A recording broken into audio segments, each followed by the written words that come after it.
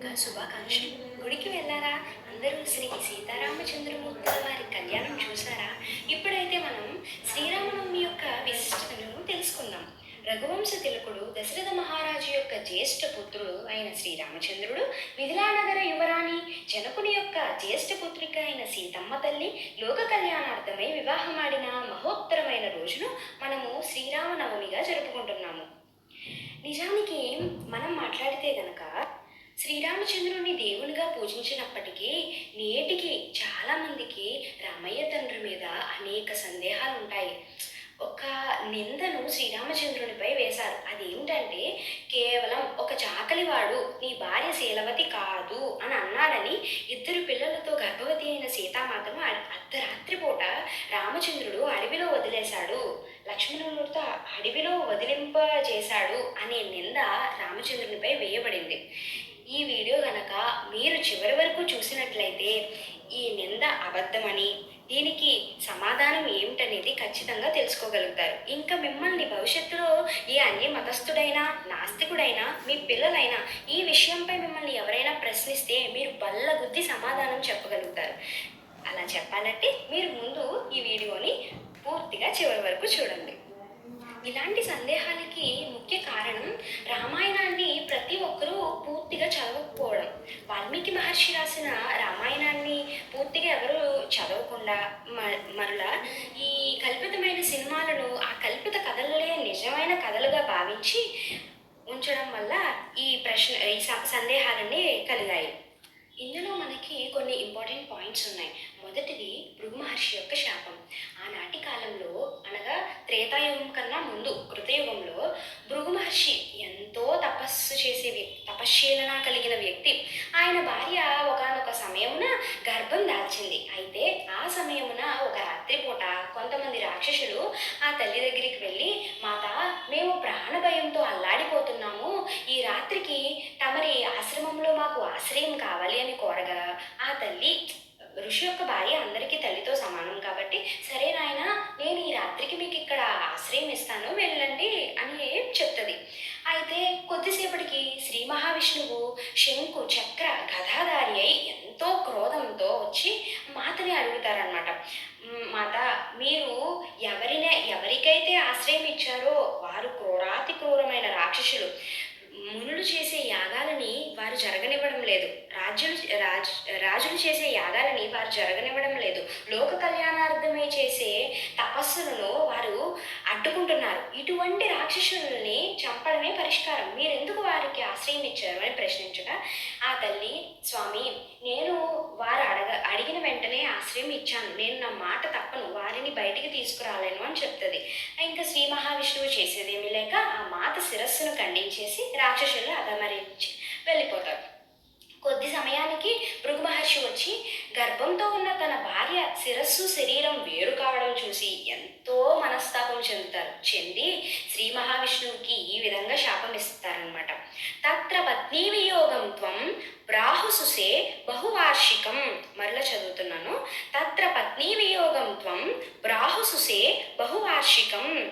దీనికి అర్థం ఏమిటంటే, నేనైతే ఎలా పత్ని వియోగం చెందానో, నా భార్యను నేను ఎలా అయితే కోల్పోయానో, శ్రీ మహావిష్ణువు నీవు కూడా నీ భార్య అంటే తర్వాతి యుగంలో శ్రీరామచంద్రుడు సీతామాత ఆ యుగంలో నీ భార్యను కూడా భార్య లేక వియోగం చెందుతావు. అది కూడా ఎంత, ఒక టైం పీరియడ్ అంటూ చెప్పారు, కొన్ని సంవత్సరాలు అని చెప్పారు. ఋషులు శాపం ఇస్తే ఇంకా సాక్షాత్తు దేవతలైనా సరే అది వారికి కూడా శాపంగానే ఉంటుంది. ఇక్కడ మీకు ఒక డౌట్ రావచ్చు. అయితే 14 ఏళ్ళు అరణ్యవాసం చేసినప్పుడు లాస్ట్ రావణాసురుడు సీతామాతను ఎత్తుకెళ్ళిపోయాడు కదా, అప్పుడు వియోగం కలిగింది కదా అని అనుకోవచ్చు. కానీ అక్కడ జరిగింది ఏంటి? 1 సంవత్సరం, అది కూడా 10 నెలలు మాత్రమే సీతామాత రావణాసురుడి దగ్గర ఉంది. కానీ ముని ఇచ్చిన శాపం ఏంటి? కొన్ని సంవత్సరాల పాటు. కనుక ఆ శాపం ఇంకా తీరలేదు. సో అది తీరాలి. అది తీరాలంటే ఖచ్చితంగా వీళ్ళకి వియోగం కలగాలి. వీళ్ళు ఇక్కడ మనం గుర్తుపెట్టుకోవాల్సిన విషయం ఏంటంటే, వీళ్ళు సాక్షాత్తు దేవతామూర్తులు. వాళ్ళకి ఫ్యూచర్లో వేయాల్సిన ప్రణాళిక ఏంటి, రేపు ఎల్లుండ ఏం జరుగుతుంది అనేది ప్రతి ఒక్కటి తెలుస్తుంది. మనం మానవ మాత్రంలో ఆలోచించి అలా ఎందుకు పంపేశాడు శ్రీరామచంద్రుడు అని ఇలాంటి చిన్న చిన్న సందేహాలు ఉంటాయి. సరే, ఇప్పుడు నెక్స్ట్ ఇంకొకటి. ఆ రోజు రాత్రి సీతామాత శ్రీరామచంద్రుని గదికి వచ్చి కూర్చుని ఉంటే శ్రీరామచంద్రుడు ఆమె ముఖ కవలికలు చూసి నీవు గర్భవతివా అని శ్రీరామచంద్రుడు అడుగుతాడనమాట. అయితే సీతామాత అవును ప్రభు, నేను గర్భవతిని, నాకు కొన్ని కోరికలు ఉన్నాయి, మునుల ఆశ్రమాలకి వెళ్ళాలని, అక్కడి వాతావరణంలో ఉండాలని నా మనసు ఎందుకో విపరీతంగా తప్పిస్తుంది అని చెప్తుంది. చూసారా ఎంత విచిత్రం అంటే వాళ్ళు నిజానికి దేవుళ్ళే, కానీ అప్పుడు వాళ్ళు మనుషుల్లానే జీవించారు కదా. వాళ్ళ మనసు ఆమె మనసుకి ఎలా తెలిసింది తెల్లవారి ఆశ్రమానికి వెళ్ళాలని చెప్పి? అప్పుడు శ్రీరామచంద్రుడు సరే రేపే నీ కోరిక తీరుతుంది అని చెప్తారు. వాళ్ళిద్దరికి ముందే ప్లాన్ వేసుకున్నారు నెక్స్ట్ ఏం చేయాలి అనేది. నెక్స్ట్ ఆ రాత్రి శ్రీరామచంద్రుడు సమావేశం ఏర్పాటు చేస్తాడనమాట. నార్మల్గా శ్రీరామచంద్రుడు సర్టెన్ టైం పీరియడ్స్ కంటూ సమావేశం ఏర్పాటు చేస్తాడు. దేనికి? ప్రజల్లో ఏదైనా సమస్య ఉందా, రాజ్యంలో ప్రజలు పడే ఇబ్బందులు ఏంటి అని తెలుసుకోవడానికి. ఇక్కడ ఈ రోజున జరిగిన సమావేశం ఎంతో కీలకమైనది. ఆ రోజున భద్రుడు అనగా ఒక చాకలివాడు వచ్చి మీకున్న సమస్యలేంటి, రాజ్యంలో నా గురించి ఏమనుకుంటున్నారు అని శ్రీరామచంద్రుడు అడిగితే భద్రుడు ఈ విధంగా చెప్తాడు. అదేమిటంటే భద్రుడు ఈ విధంగా చెప్తాడు, రామచంద్ర, రాజ్యంలో ప్రతి ఒక్కరూ సీతామాత శీలవతి కాదు, ఆమె శీలం పాతివ్రత్యమైనది కాదు. ఇలా రాముడు సీతామాతను కేవలం కామం అనే కోరికతో మాత్రమే రావణాసుడి దగ్గర ఆమె 10 నెలలు ఉన్నా కూడా తీసి తెచ్చుకుని తన సింహాసనం పక్కన కూర్చోబెట్టుకున్నాడు అని మీ గురించి కూడా చాలా తప్పుగా మాట్లాడుకుంటున్నారు ప్రభు అని భద్రుడు చెప్తాడు. అయితే రామచంద్రుడు సభలో ఉన్న మిగిలిన వారిని కూడా అడుగుతాడనమాట, భద్రుడు చెప్పేది నిజమేనా, ఇలానే మాట్లాడుకుంటున్నారా ప్రజలు అంటే అక్కడ ఉన్న వారందరూ కూడా అవును ప్రభు, ఇంకా మీ దాకా ఈ విషయం రాలేదు, ప్రతి ఒక్కరూ ఇలాంటి కారుకోతలే కోస్తున్నారు రాజ్యంలో, ఇది వినడానికే చాలా బాధగా ఉంది అని అక్కడ ఉన్న మిగిలిన వారు కూడా చెప్తారు. అసలు అప్పుడు రామచంద్రుడి పరిస్థితి చూడాలి మీరు. ఆయన గుండె తరుక్కుపోయి తన భార్యను ఈ విధంగా, రామచంద్రుడికి ప్రజలందరూ కన్నబిడ్డల వంటి వారే, తన కన్నబిడ్డలే తన భార్యని ఈ విధంగా అవమానించి నిందిస్తున్నారంటే రామచంద్రుని అసలు తట్టుకోలేని పరిస్థితి అది. ఇక్కడ మీకు డౌట్ రావచ్చు, సీతామాత అగ్నిప్రవేశం చేసింది కదా లంకలో, అయినా కూడా ప్రజలు ఎందుకు ఈ విధంగా అంటున్నారు అంటే లంకలో అగ్నిప్రవేశం చేసేసి 10 సంవత్సరాల 990 ఏళ్ళు ఇక్కడ పరిపాలన జరిగింది. అయితే ఇంత టైం పీరియడ్ గ్యాప్ రావడం వల్ల వాళ్ళు ఏమీ మర్చిపోలేదు, కానీ ఇది ఏంటంటే ఒక రకమైన రివల్యూషన్లో జరిగిందనమాట. మాకు రాముడు రాజుగా కావాలి, కానీ సీత శీలవతి కాదు, అసలు ఆమె మాకు రాణిగా వద్దు అని ప్రజలందరూ ఒక రివల్యూషన్ని స్టార్ట్ చేశారు. సరే, ఇప్పుడు మనందరం ఒక సొల్యూషన్ ఆలోచిద్దాం. ఇదే సమస్య మనకొస్తే, మనమే కనుక రాముడైతే ఏ ఏ విధాలుగా ఈ సమస్యని పరిష్కరిస్తాం ఆలోచించండి. ఒక్కసారి వీడియో పాజ్ చేసి మీకు వచ్చే ఐడియాస్ ఏంటి. ఓకే, నేనే చెప్పేస్తాను అవి ఏంటనేవి. ఫస్ట్, మాట్లాడిన వాళ్ళని వెళ్ళి చంపేయడం. ఇది హింస కదా అంటే, ఇప్పుడు సపోజ్ ఇలాంటి కారుకోతలన్నీ కూశారు జనాలు, ఒక 10 మందిని రాముడు వెళ్ళి బాణంతో చంపేశాడు. తర్వాత ఏమవుద్ది, అమ్మో ఇలా మాట్లాడితే శ్రీరామచంద్రుడు చంపుతున్నాడు అని చెప్పి ఎవరు మాట్లాడటం మానేస్తారు. కానీ రామరాజ్యం యొక్క ముఖ్య ఉద్దేశం అది కాదు. ఇప్పుడు మనకి ఫర్ ఎగ్జాంపుల్ పాలిటిక్స్లో ఏదైనా ఒక పొలిటీషియన్ విన్ అవ్వాలి అంటే 80% వచ్చినా 70% వచ్చినా విన్ అవుతాడు. అంటే సపోజ్ 80% తనకి పాజిటివ్గా ఉన్నా ఒక 20% అన్నా నెగిటివ్గా ఉంటారు. వేరే అపోజిషన్లో ఉన్న పార్టీకి ఓట్లు వేసే వాళ్ళు ఉంటారు. కానీ రామరాజ్యంలో అలా కాదు, ఒక్కడు కూడా రాముడు చెడ్డవాడు అని రాముడి మీద నెగిటివ్ ఇంపాక్ట్ లేకుండా రామరాజ్యం ఉండేదన్నమాట. కనుక ఫస్ట్ మార్గం పోయింది. సరే, రెండో మార్గం ఏంటి, మళ్ళీ సీత అగ్ని పరీక్ష చేసింది లంకలో, ఆయన మీరు ఎందుకు ఇలా అంటున్నారని చెప్పి చేసిన అగ్ని పరీక్షను మళ్ళీ ఎక్స్ప్లెయిన్ చేయడం. ఆల్రెడీ నేను చెప్పా, అది అప్పటికే ఒక రెవల్యూషన్లో స్టార్ట్ అయిపోయింది, ఇంకా ప్రజలు నమ్మేలా లేరు. నెక్స్ట్ మూడోది, ఇద్దరు కలిసి అడవికి వెళ్ళిపోవడం. సీతామాతని ఒక్క ఆమెనే పంపించకుండా ఇద్దరు వెళ్ళిపోయారు అనుకోండి, భార్యాభర్తలు వెళ్ళిపోతారు కదా, బాగానే ఉంటుంది. ఇదే ఐడియా రామచంద్రునికి కూడా వచ్చి తన తమ్ముడిని ముగ్గురిని, లక్ష్మణుడు, భరతుడు, శత్రుఘ్నుడిని కూర్చోబెట్టి మీరు నేను గనక అడవికి వెళ్ళిపోతే మీరు రాజ్యం సక్రమంగా పరిపాలించగలరా అని శ్రీరామచంద్రుడు అడుగుతారు. ఇక్కడ మనం తెలుసుకోవాల్సింది ఏంటంటే శ్రీరామచంద్రుడు శ్రీ మహావిష్ణువు యొక్క అవతారం. తమ్ముళ్ళు ఎవరు, ఆదిశేషువు, శంకు, చక్రము. వీరి యొక్క బాధ్యత ఏమిటంటే రామచంద్రుడు రాజ్యం పరిపాలించేటప్పుడు వెనక ఉండి సపోర్ట్ చేయడం మాత్రమే, అంతేగాని వీళ్ళు రాజ్యాన్ని పరిపాలించరు. కనుక వాళ్ళు రాజ్యాన్ని పరిపాలించము అని చెప్తారు. నెక్స్ట్ ఇంకో మార్గం ఏంటి, మళ్ళీ అగ్ని పరీక్ష చేయడం. అప్పటికే ఆమె ఆ ఇద్దరు పిల్లలకు గర్భవతి. అలాంటప్పుడు మళ్ళీ అగ్ని పరీక్ష చేయడం అనేది సరైన సమాధానం కాదు. ఫైనల్గా ఇంకో మార్గం కూడా ఉంది. అదేంటంటే ఎవరేమనుకుంటే మనకేంటి, మనం రాజ్యంలో ఉందాం, వాళ్ళు ఏమనుకుంటే ఏంట్లే అని కూడా అనుకోవచ్చు. కానీ అక్కడ ఒక చిన్న సమస్య ఉంది.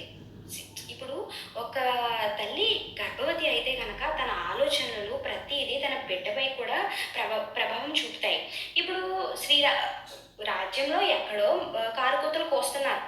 ఒక రోజుకో 2 రోజులకో అయ్యే కారుకూతలు రాజ్యభవనం లోపలికి వచ్చి చెలికత్తెల ద్వారా లేదా అక్కడ పనిచేసే వాళ్ళ ద్వారా ఎవరైనా సీతామాత ద్వారా చెవిలో పడితే ఆ ఇంపాక్ట్ అంతా పుట్టే బిడ్డ తన బిడ్డ రఘువంశ వర్ధనుడుగా ఉండాలి. కానీ ఇలాంటి మాటలన్నీ మైండ్ డిస్టర్బ్ అనేది అవ్వకూడదు కదా.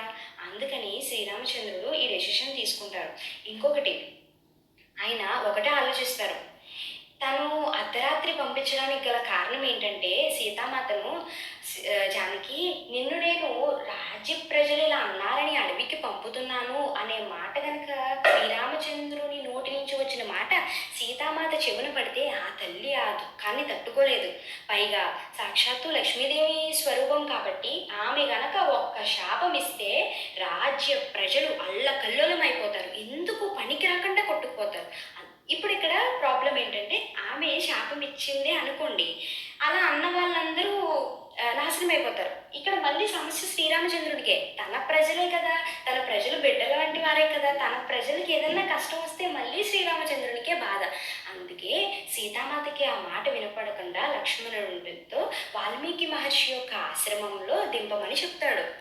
వాల్మీకి మహర్షి యొక్క ఆశ్రమం ఎలా ఉంటుందంటే బద్ధ వైరం ఉన్న జీవులు కూడా కలిసి ఉంటాయి. అంటే ఒక సింహం, ఒక జింక, ఆ రెండు కూడా అక్కడ కలిసే ఉంటాయి. చంపుకోవడాలు, అహింసలు ఇలాంటివి ఏమీ వాల్మీకి మహర్షి ఆశ్రమంలో ఉండవు. వాల్మీకి మహర్షి యొక్క ఆశ్రమం సీతామాతకి ఒక పుట్టింటి లాంటి భావనని కల్పిస్తుంది. ఇదిలా ఉండగా తన భార్య అయిన సీతామాత అడవుల పాలై అన్ని కష్టాలు పడుతుంటే శ్రీరామచంద్రుడు ఎలా సుఖంగా జీవించగలడు? తన కూడా రాజభోగాలు వద్దనుకుని బ్రహ్మచర్యం తీసుకొని ఆఖరికి అశ్వమేధ యాగం చేసినప్పుడు కూడా స్వర్ణసీతను మాత్రమే తన పక్కన కూర్చోబెట్టుకుని యాగం జరిపించాడు. అంతేగాని మరొక స్త్రీని తను వివాహం చేసుకోలేదు. అది ఆ శ్రీరామచంద్రుని యొక్క ఉన్నతమైన వ్యక్తిత్వం. ఇక్కడ శ్రీరామచంద్రుడు ఎంత గొప్ప వ్యక్తి అంటే సీతామాత వెళ్ళిపోయిన భార్య వియోగం తనే అనుభవించాడు, ప్రజలు పడిన కష్టాన్ని తనే అనుభవించాడు, పిల్లల్ని చూడకుండా బాధలు కూడా తనే అనుభవించాడు. సుమారు 12-13 ఏళ్ళు సీతామాత వాల్మీకి మహర్షి యొక్క ఆశ్రమంలో ఉంది. అప్పటి వరకు శ్రీరామచంద్రుడు తన పిల్లల్ని చూడలేదు. ఇంకా తన అన్నదమ్ములకి కష్టం వస్తే ఆ బాధను తనే అనుభవించాడు. రామచంద్రుడు ఈ సృష్టిలో ఏ జీవికి కష్టం వచ్చినా తన కష్టం అనుకుని తను అనుభవించాడు. సరే, ఇదంతా బాగానే ఉంది. ఇప్పుడు మీకు వచ్చే డౌట్ ఏంటంటే, మరి అగ్ని పరీక్ష నిరూపణ మళ్ళీ చేయకూడదన్నో ఇవన్నీ జరిగాయి, అడవికి పంపించేస్తే సీత శీలవతి అని ఎలా నిరూపణ అయింది, దీని సొల్యూషన్ అసలు ఎక్కడ దొరికింది అంటే ఇదే అసలైన పాయింట్. జాగ్రత్తగా వినండి. శ్రీరామచంద్రుడు ఒకటే అనుకున్నాడు, వీరికి సీతామాత యొక్క విలువ తెలియట్లేదు కనుక సీతామాతను బయటికి పంపిస్తేనే ఆ లోటు వీళ్ళకి అర్థమవుతుందని. సీతామాత ఎవరు? సాక్షాత్తు అష్టలక్ష్మి.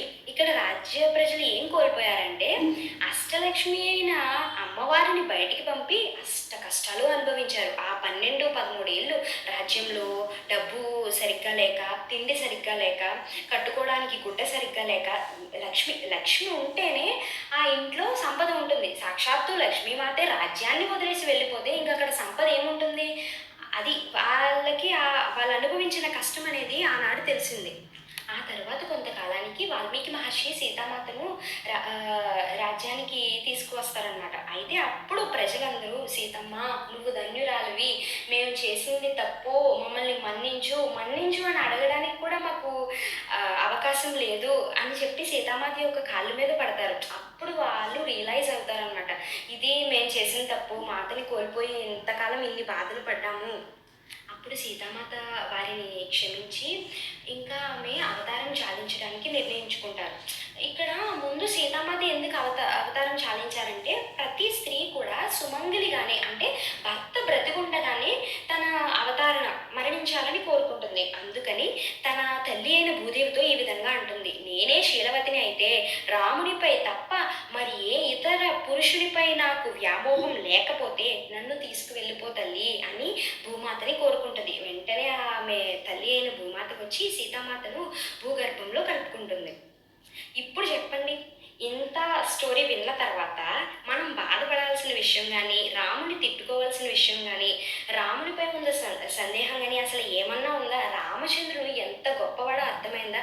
ఆయన ఒకటే ఆలోచించారు, ఏమిటంటే ప్రజలు భవిష్యత్తులో ప్రజలు నన్ను తిట్టుకున్నా పర్లే, ఇప్పటికీ మనం ఈ విషయం తెలియక రాముడు సీతను పంపేశాడు, అగ్ని పరీక్ష చేసినా రాముడు పంపేశాడు, రాముడిలో నెగిటివ్ ఉంది అని అనుకుంటాం.